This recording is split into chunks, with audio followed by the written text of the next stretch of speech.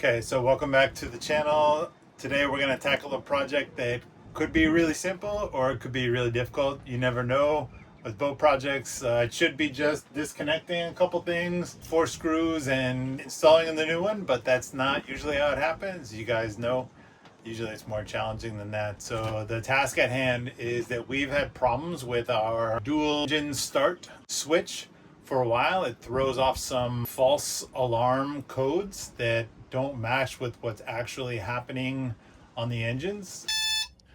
This is the worst sound in the entire world, and the alternating tones let us know that something was for sure broken.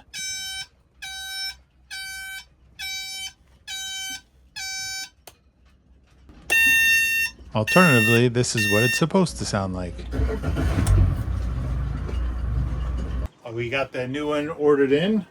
You can see here, this is the Yamaha panel switch assembly. Hopefully we have the right one here.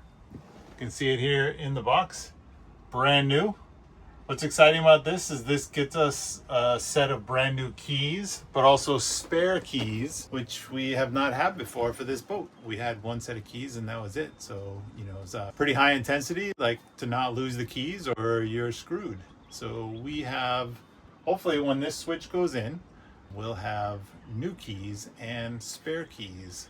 So as I showed you before, this is the console of the 2001 Grady White Sailfish 282. Our key switch is down here, and the only limiting factor in this whole thing is really how cramped it is back behind here. You can see there's this bulkhead that kind of makes everything squished. That looks a lot like most people's under consoles, jammed full of wires, and you know, nothing's easy. Everything looks like chaos. But anyways, we're gonna see if we can pull this guy out and get it rigged up. Try to give ourselves a little bit of working room. So I'm gonna take the seat cover off. Look at that shiny white seat. This is not an original Grady White seat. This is an aftermarket replacement that we got at West Marine. Not inexpensive at all. And I chose to only put one armrest on, not the left side, because it would make it too crowded coming through this space. So definitely comfortable and looks good on here. Boom. Yes. Pretty simple. To just 4 screws to loosen this panel.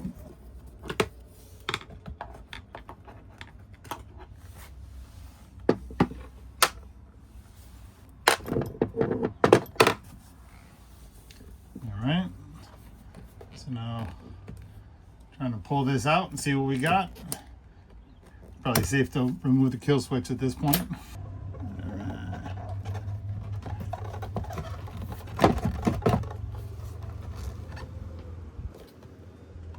Okay. Does not want to come out of the hole.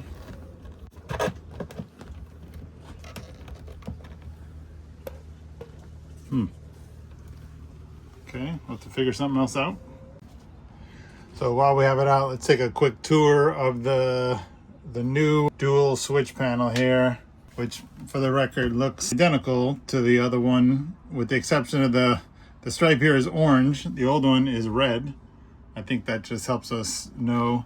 Looking on the back, I don't know this for facts, but I see here it says 4x24. Makes me question, is that this was made in 2024? I don't know, but looks like some kind of a buzzer right here. These are the 2 connections that we're gonna make when we pull it off. This is where it should be easy, right? And then you can see it just chocked full of connections for the different engines. It is labeled starboard and port. Green for starboard, red for port, just like our running lights. And then this box on the back, which has some kind of a part number on top of it. That is the one, looks like not exactly the same as the part number on the Yamaha box, but something different. So yeah, that's what we have to install. And then, oh yeah, there's all these other connections as well, which I'm assuming we'll figure out what they go to. It's the same for the port and starboard. We'll see what that go to on when we pull it out. Yeah, so this is the back side that doesn't seem to want to come out. I'm not sure what's got it held up from sliding out. That's what we got to figure out. Interestingly, this box right here is screwed. This box is screwed onto the back on the new one, but it looks like maybe for space reasons, they've unscrewed it and just let it fall down. We'll see if that is good or not good. Looks like I can see the wire here marked. You can see the wire there marked port. So that's the port engine control. So that might be the problem, is that their plugs, the connections are jammed down inside of this bulkhead. So I gotta pull them out.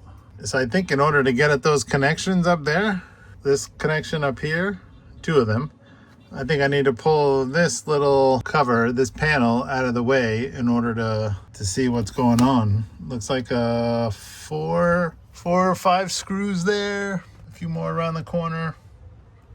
Yep, wish me luck. After removing 3 screws, this piece of trim comes out of the way and I can see the flyboard here, revealing 3 more screws. All right, yay. Okay, so I showed you this panel. I just took the rest of the screws out and we're gonna cut this thing loose. This is one of the AC panel or AC outlets for the boat, but the AC power is completely dead right now, so I don't have to worry about it. But opening this up is good. This exposes what I need inside. There you go. What is that on the bottom? That looks like mouse poop. Yeah. Doesn't it? Interesting. No, it just looks like dust. That's a lot of dust. Yeah. All of that was to get to this and its twin brother right behind it, somewhere back in there, so we can hook up the new switches. I wonder what this is. It's got a label on it. What does that say? Fish finder power must be off. It's like an old transducer wire. Huh. This is the old speaker wire. This is garbage. What do you think? Should we leave all the dirt in there just like that? No. What? No, here's some paper towels. Here's a paper towel. Okay. Go get some Windex. All right. I find it very satisfying to remove extra wires like this. Oh, I have some.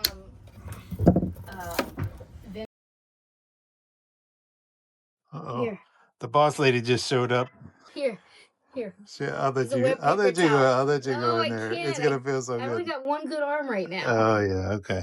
And my arm is short. Like a moth to a flame. You can't stop yourself. No. Only use the good shoulder. All right, I'll get the rest. Okay, thank you. Well, let's see that. Yeah. Dirty show. Cleaning in progress. Better. Backside of this panel. Dust, mildew. We don't know. Cleaning it with vinegar. Yep. Yeah, okay, so cleaning was a bit of a diversion from the project, but definitely worth it. Not a final clean, but you can see at least all the big dust is out. And even cleaning the wires, which seems like a silly thing, but when you reveal the good labels on here, like this that says cockpit for the A system, that stuff is pretty valuable to see, as you guys know, when you're working on the boat and you know what a certain wire is for. So those things are to be protected. So I'm working around the power wire here for the windlass, which is nicely labeled. Thank you, Grady. Thank you, Grady White. So now it's just a matter of unclipping this, which from looking at the new one, it looks like if I just squeeze, this should come right out. Not too terrible. Looks the same. Oh no, our light died. Well, that sucks. And then all of the rest of these wires that go with it, we also need to reveal.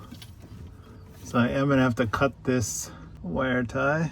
Oh man, sorry about the lighting, everybody, but that is a lot of wires and wire ties. Let me go see if I have another light. So we're tracking right now the port wiring harness. Tracking it down, revealing right here. Thankfully, everything is color-coded. Green, yellow, yellow, black, black. It's like the red is stubbed out. So I should be able to disconnect this yellow, 2 yellows. Oh, we know. There's a double yellow here. Double yellow goes to yellow. No rocket science there. And then black to black. That's good. Relatively easy. It looks like the same set of wires for the starboard ignition switch right behind it. We'll just make sure these stay separate.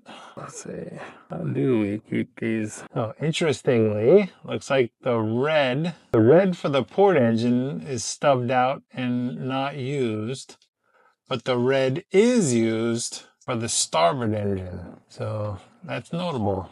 So now this guy should come out. Oh, look at that. Oh, hang on, let's come around for this. Hopefully this is rewarding. Be able to pull this switch out.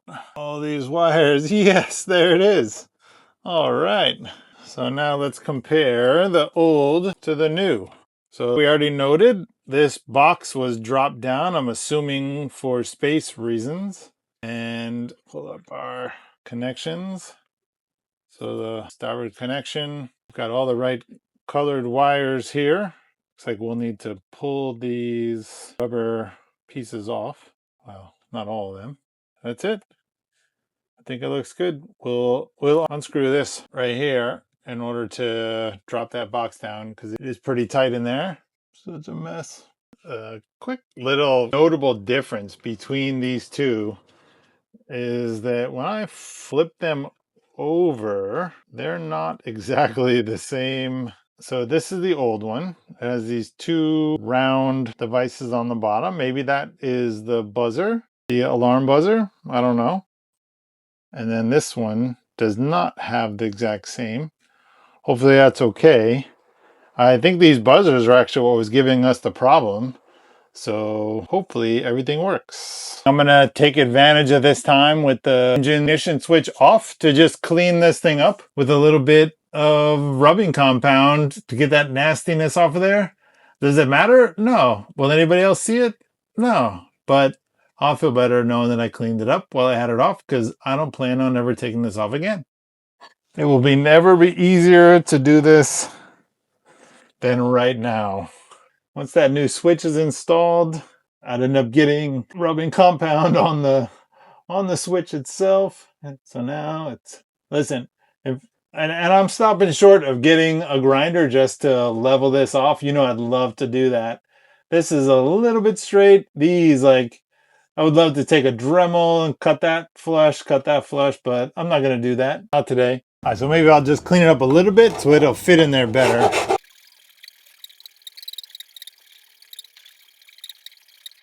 So what I discovered is that the reason that box on the back was detached and removed is because when you try to put this in, it bumps up against the back of the throttle controls that are down underneath there. And so that's why this doesn't fit. It's just like a 1/4 of an inch off, but it's enough that it makes it a problem. So I'm gonna have to remove that back piece and let it hang. So I've removed these two bolts in order to let this drop down, but now the buzzer, what I assume is the buzzer, I'm not sure of that, is in the way. So what I'm having to do is slide it off of this little mounting bracket right here.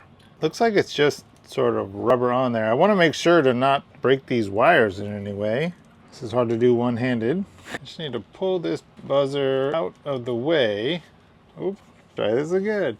So trying to pull this buzzer out of the way so that this can drop down and then this buzzer can go right back where it was. Quite a mod, but it works. So now this will look the same way that the other one was when I pulled it out with that box hanging down.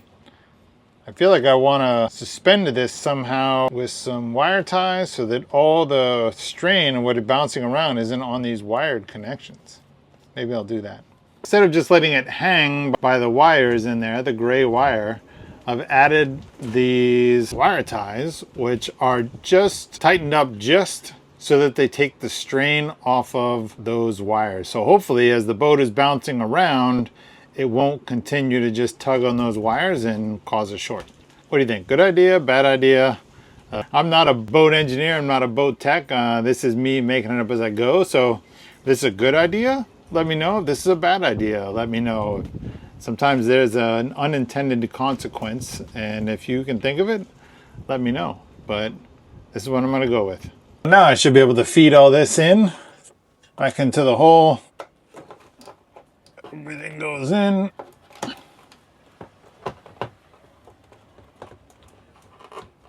Oh yeah, like brandy new. So I'm gonna put the screws in to hold this thing in place. So I want to be able to check it on the backside and make sure nothing is rubbing where it isn't supposed to be rubbing or chafing. How good is it gonna be when I take that plastic covering off of there? Just reveal perfect, brand new Yamaha plastic. That's gonna be the best feeling ever. Huh, these seem like they're missing washers, don't they? I'll come back with washers later. And I get some that are small enough to fit inside these little inset marks from Yamaha. All right, more of the same, but also new. Yeah, look at that. I'm gonna have spare keys. How cool. Right, so now our goal is to get these wires all routed down in here correctly. This is our port side wires. Okay, so now I'm gonna connect the starboard wire harness. All right. I don't know if you heard that little click. That's always the click you're listening for. So now we're gonna go color for color. Man, that's black to black. Yellow to yellow. Red, we noted, was stubbed out on one side, but this side was hooked up, so we're going red to red. Listening for that click. And then lastly, green to green. Come on, green. We go back up high. We're gonna go port to port. Falling camera. And that helps me get it lined up just right. Thanks. Also, this plastic tab line up. Probably a little more simply, but I don't like that. Hope you guys heard that click. That's the click. Hopefully everything stays in place. Shoo! All right. And then again, lift up these wires. And the last wiring hookup. Again, kind of pulling this off. I'm gonna go green for green, right? Listen for the click. You guys won't hear that one, but I heard it. I felt it. Yellow for yellow. All right. For black. And the red stays stubbed down. All right. That should be it. I was gonna put the wire ties back on there. Replace the ones we found. Leave it correctly rigged.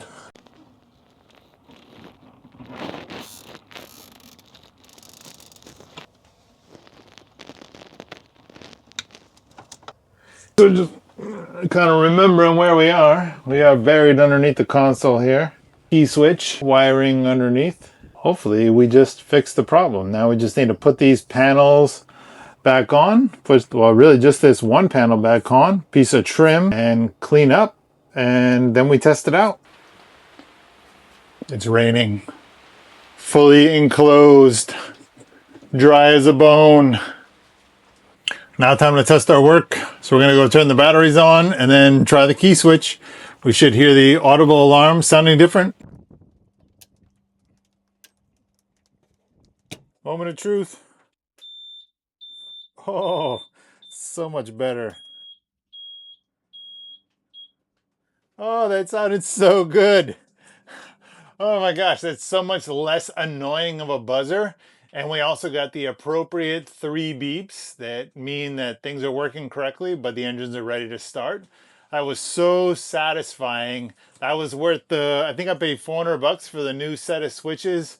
Brand new Yamaha from a parts dealer in Florida. Wow, that was great. I'm gonna listen to it again. So good. Turn it off. Yep. Oh man, that's so good. Woo!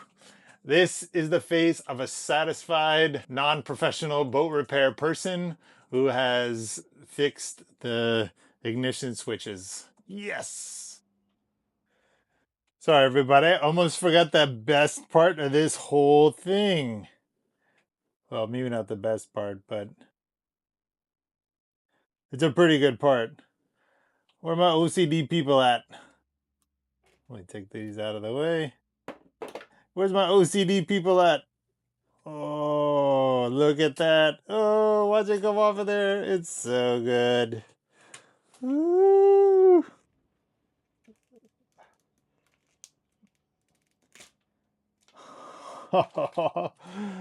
Oh, look at the perfect shine. Perfect shine. Oh, there it is. There it is. Woo. Who loves that? Who loves that like I do? That's amazing. All right, so thanks for coming along with me on this little journey of fixing the ignition switches. Hopefully this will be helpful to someone out there who is working to keep one of these old beauties like this 25-year-old Grady White, keeping it in good shape on the water and out there having a good time in the ocean. See you guys in the next one.